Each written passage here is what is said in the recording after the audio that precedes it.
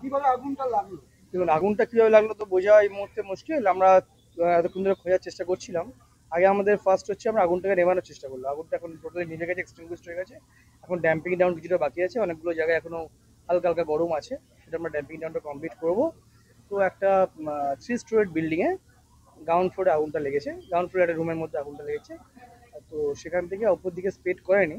আমরা 3টে গাড়ি ফায়ার থেকে নিয়ে এসেছি এবং খুব অল্প সময়ের মধ্যেই আমরা টোটাল ফায়ারটা এক্সটিংগুইশ করে দিয়েছি। ওই জন্য ফায়ারটা পার্টিকুলার একটা রুমের মধ্যেই আগুনটা লেগেছিল এবং তার মধ্যেই আছে। আমরা এক্সটিংগুইশ করে দিয়েছি, ফায়ারটাকে আর স্প্রেড করতে পারেনি। তার কারণটা কিছু বোঝা গেছে? কারণটা বোঝা যাচ্ছে না, তবে কিছু ইলেকট্রিক্যাল বোর্ড টোর্ড দেখা যাচ্ছে ওখানটা বেশি মাত্রায় পুড়ে আছে। তো হতে পারে ইলেকট্রিক্যাল থেকে কোনো রকম পয়েন্ট হয়তো অন ছিল বা প্লাগ ট্লাগ দেওয়া ছিল, সেখান থেকে কোনো ইলেকট্রিক্যাল প্রবলেমের জন্য ফায়ার হতে পারে শর্ট সার্কিট বা ওয়েল্ডিং থেকে, সেটা এই মুহূর্তে বোঝা যাচ্ছে না। আমরা আগে আগুনটাকে নেভালাম, ড্যাম্পিং ডাউনটা করি, ওটা পরবর্তীকালে দেখতে হবে ইনভেস্টিগেশন।